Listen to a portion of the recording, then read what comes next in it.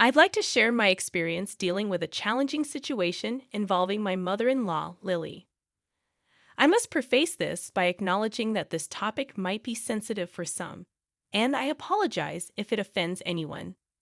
Lily has exhibited clear signs of racism, particularly towards individuals with a different skin color than hers. Unfortunately, this has become evident in her treatment of me, her daughter in law. To provide some background, I am a 28-year-old woman married to my long term boyfriend, Zachary, whom I met during our post graduation at a management college. I am of Indian origin but was born and raised in Boston, while Zach is a white American. Ethnicity became a concern when Zach and I got serious about our relationship. Lily, my mother in law, had reservations about our union due to this difference. Despite her initial attempts to appear accepting, her true feelings of disdain were palpable. She would make comments about my ethnicity, emphasizing that it was the color of my skin that bothered her. Initially, during our dating phase, she seemed less aggressive about her disapproval. However, as the years passed and she witnessed our commitment to each other, her discomfort grew. She would openly address me using derogatory terms, even in the presence of Zach. This negativity escalated when Zach began discussing our future together. Lily's animosity extended beyond verbal remarks to mocking me directly, criticizing everything from my choice of clothing to personal habits. Despite being as American as she is, she consistently categorized white Americans as us and we, while referring to people of color as they. Eventually, Zach reached a point where he stopped visiting his family during festivities and special occasions due to Lily's behavior. While I valued family connections, I couldn't be happy with Zach cutting ties, as I cherished my own family deeply. Initially hesitant about marrying into a family where I felt unwelcome, Zach helped me understand the importance of setting boundaries and ensuring that our choices were respected. Even though my parents shared my concerns, Zach's father emerged as a supportive figure, assuring my parents that I would be loved and respected in the family. Despite Lily's disapproval, Zach's father emphasized that the decision to marry someone should be his, urging her to respect his choices and back off. I anticipated that she would cause a disruption at my wedding, but thankfully, everything went smoothly. Prior to the event, I was quite stressed, but my father and mother-in-law assured me they would handle her, and they did. She behaved courteously with my parents and guests, leading me to believe she had moved beyond my skin color and accepted me. To my surprise, however, she seemed stuck on that issue. In an effort to minimize interaction with her, we distanced ourselves. Nevertheless, my father-in-law continued to visit regularly, and I developed a strong bond with him. Lily, on the other hand, proved to be persistent. Despite our decision to stop visiting her, she started showing up at our house unannounced. Eventually, we felt obligated to host her, considering she was Zach's mother, and we couldn't be rude. What bothers me most is that every time she visits, she inquires about our family planning. I tried evading the question, claiming we haven't thought about it yet, but her response is always a vague good. I'm unsure whether she wants us to have children or not, and it's become increasingly difficult to interpret her intentions. I approached Zach about this, but he dismissed it, insisting she's merely curious. The problem is she never brings up the topic in front of him, making it challenging to convey the discomfort I feel from her body language and tone. It's more than just a general inquiry, and I find it unsettling. Recently, during her visit, I caught her searching through my bedside table drawer. It was a bizarre and creepy incident. I was occupied with a client call and informed her it would take about 45 minutes. She seemed fine with it, but when I later discovered the call had ended prematurely, I went to look for her. She had disappeared. Upon returning to the study to retrieve my phone, I heard scrambling noises from my bedroom. Zach wasn't home at the time, and upon entering the room, I found Lily near my bedside table, frantically searching through the drawer. Startled by my presence, she claimed to be looking for a vaporizer due to a cold. I offered her one, but she didn't use it, insisting she would check with my doctor later. Strangely, she didn't exhibit any signs of illness during her stay, making me recall previous instances where I had noticed my closet tampered with and my belongings displaced. Until now, I hadn't paid much attention to those occurrences. Looking back, I can't ignore the fact that during most of Lily's visits, she was at my house. It seems too frequent to be a mere coincidence. The problem is, while it's concerning, I can't bring myself to tell Zach. It's not that he wouldn't understand, but to him, it doesn't seem creepy that his mother was searching for a vaporizer in my drawer. I lack enough evidence to prove my observations, and I'm unclear about what she's even up to. Any advice on how to deal with this? Do you foresee anything? I just want to be alert before I'm caught off guard. Update number 1. Hey everyone, thanks for helping me break down Lily's intentions. If it weren't for you guys, I would have taken forever to figure out what she's up to. I made a list of all the possible things Lily could be behind, and the top assumption that made the most sense was a baby. I connected the dots, considering how she used to ask about having children and then started searching through my bag, closet, and drawer. She must be checking if we use protection, finding them in any of these places, and being reassured that we're not planning children yet. I know it's common for grandparents to expect grandchildren, but in that case, she could have asked us to plan instead of sneaking around. These were my assumptions, and as soon as you suggested it, I started playing around with her to confirm my doubts. I hid my pills and his protection in a different place, not accessible to her. I was careful with my bag and closet when she visited my home. Also, I started playing with my words while talking to her. The next time she asked if we were planning a baby, I blushed and said, "Yeah, we're kind of planning." The expected reaction should have been a positive one, but hers was, "No way, it's too early. You guys should enjoy your life first. The baby can wait." I've never heard a mother-in-law say this. It wasn't even advice, it was more of an instruction. Currently, I'm just enjoying this drama, teasing her that we're planning for a baby and relishing her reaction. I know it's a concern that she doesn't want us to have a baby, and I don't know why. Or maybe I do. I'll probably update you when I have more details about her intentions. This was just a quick update for everyone to have a good laugh, thanks to those who have been checking on my last post. Update number 2. Hey guys, this is going to be a longer one. I finally figured out Lily's intention behind all these creepy activities. After a month of teasing her that we were planning for a baby, she finally spoke out. One day, she visited us, and Zach was also home. We were 3 sitting together.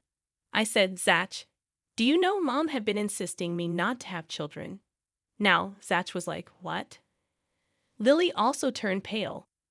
Zach asked her why she would suggest that, and she ran short of words. I said, "Mom thinks that we should enjoy our life more and children would just destroy our peace and privacy." Mind you, Zach loves children. It was I who was pushing the plan of the baby to the next year. Zach wanted it now. Lily tried to cover up and say, "Yes, I was suggesting it for your own well-being. Enjoy your youth." Zach said he had enjoyed enough, and now he wanted a baby.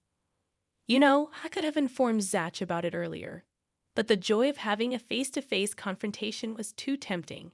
It led to a heated argument between Zach and Lily, escalating to the point where she turned aggressive.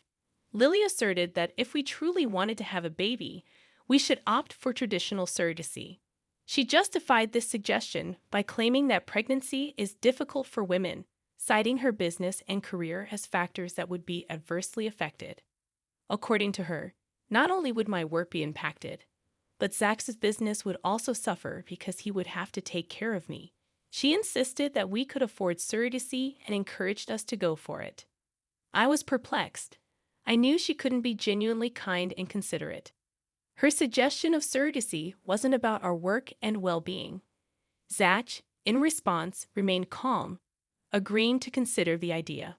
Lily, thinking that we were immediately planning for a baby, showed up a few days later. This time, she deliberately checked Zach's availability, claiming she had something important to discuss. To my surprise, she brought a list of top places providing surrogacy facilities and had shortlisted women offering surrogacy. As if that wasn't enough, She also had a list of female egg donors, shortlisting two with the best genetic features. Zach and I were taken aback. I used a punching bag to calm my nerves, while Zach lost his temper, yelling at her for being nosy in our lives. He firmly stated that it wasn't her business to interfere in our lives. Lily insisted that her motive was well-intentioned, but I continued to probe. I questioned the need for an egg donor when I was fertile enough. Finally, she blurted out, "Your egg is going to have a brown baby. I cannot let you guys color our genes." The outrageousness of her statement left us in shock. Zach would have resorted to physical confrontation if she wasn't his mother. Lily stormed out, giving me a look that suggested I had ruined her relationship with Zach. I didn't care. I had to bring this to Zach's notice. A few days later, she sent a sorry card to Zach, but he refused to speak to her. Despite her attempts to mend the relationship, he remained firm. She even visited his office with flowers, but Zach did not forgive her.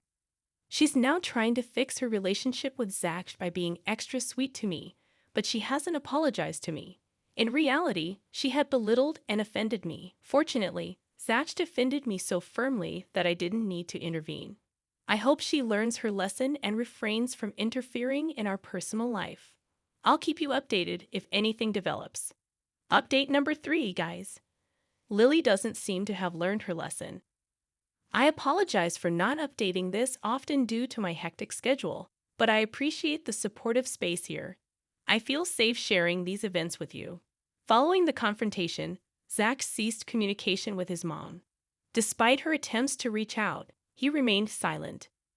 Lily resorted to sobbing to my father-in-law, expressing remorse for her words and expressing a desire to mend everything. My father-in-law, a principled family man, holds significant respect from all of us. He reached out to Zach, urging him to forgive Lily. Zach, influenced by his father's values, forgave his mother but established a firm boundary against her interference in our lives. Lily pledged not to meddle, expressing guilt and a desire to spend time with us to cope. Although Zach and I spent minimal time at home due to work, parties, or vacations, we allowed Lily to stay. Amid discussions about children, Zach and I decided to start planning for a baby immediately. Despite our efforts, my cycles came and went with no positive results after 3 or 4 cycles of trying. Concerned, we consulted a doctor, repeating tests for genetic issues and psychological barriers, but nothing surfaced. The doctor advised us to keep trying for at least a year. A visit to a fertility counselor revealed the challenges some women face after years of trying, providing a glimmer of hope. While Lily lived with us, she did not intrude, and I kept the fertility struggles from her, attributing my stress to work. As therapy proved ineffective, I stumbled upon something suspicious: Lily tampering with my morning juice. I witnessed it and confirmed my suspicion with my maid's involvement. I promptly disposed of the juice and realized that the lack of side effects indicated a connection to my birth control pills. I refrained from eating or drinking anything separately and considered revealing this to Zach. Lacking evidence, I consulted a doctor friend who suggested avoiding revenge at that point and instead recommended distancing myself from Lily. She requested me to assure Lily that I was opting for traditional surrogacy due to my alleged inability to produce healthy eggs. I insisted on a written report, but she claimed she couldn't risk her career. Despite this, she created a fake report under her name and location, stating that I was not fertile enough to produce eggs. Returning home, I showed it to Lily, feigning tears and distress. I conveyed that the doctor suggested surrogacy, and she appeared delighted. I asked her not to inform Zach because he wouldn't agree to using someone else's genes for our baby. Making her my ally, we both started looking for doctors and surrogate mothers. Lily, however, urged me to continue the search as she had to return to her husband. She insisted on finding gorgeous white women as donors. Once she left, I confronted the maid about the birth control pill incident. Tearfully, she confessed to Lily's instructions, but I recorded her admission. I didn't fire her because she was bribed by Lily, threatening to report her to the police if she revealed this to Lily. Now that Lily's not around, I'm hoping to conceive naturally. I'll update you when I have time. Thanks for checking in. Update number 4. Starting with good news. We're expecting twins in February. I know it's a late update. Blame my pregnancy exhaustion. Conceiving on the first cycle after Lily left, Zach and I were overjoyed upon seeing the positive results. Our happiness doubled upon seeing our twins on the ultrasound. Insisting on keeping the pregnancy a secret until the first trimester was over, I explained to Zach about Lily's actions. I played the recorded confession for him, and he was furious but chose not to fire the maid. We minimized conversations with Lily, occasionally updating her on our surrogacy progress, claiming we had put a halt on it. About a month ago, it was Lily and father-in-law's 30th anniversary, and they organized a huge celebration. I proposed using the occasion to announce our pregnancy, as I was about to complete the 3rd month. After the cake cutting, during the toasts, Zach and I announced our family of 2 was soon becoming a family of 4, presenting 3D images of our twins. People showered us with love and blessings. Lily assumed we were pregnant through surrogacy, so her reaction was subdued. Later, she asked why I hadn't informed her about the surrogacy. I suggested discussing it after the party, and once the celebration ended, we gathered as close family members. Lily questioned why I wasn't drinking and demanded to see a picture of the egg donor to examine her facial features. In response, I tightened my dress to reveal my tiny baby bump.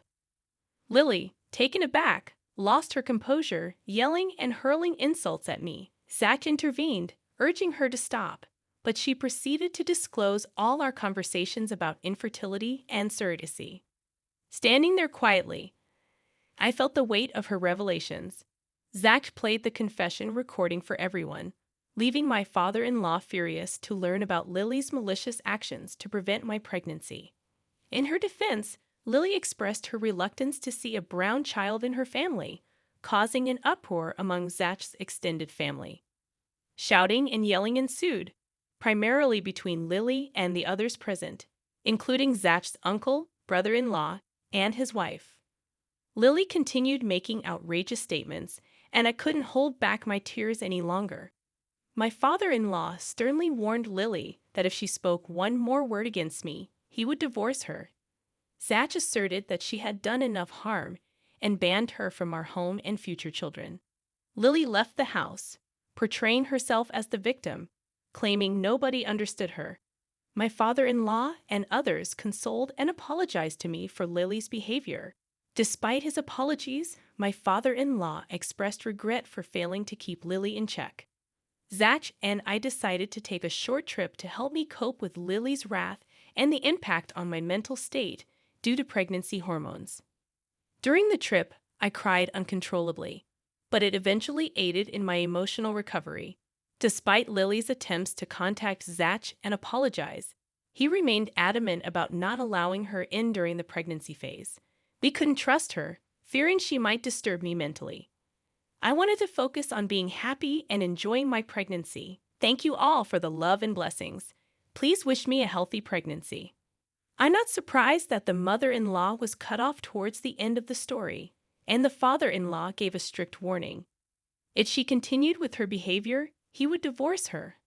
I'd love to hear your thoughts on this story. Feel free to share your comments below. Thank you for your support, and I hope you have a fantastic day.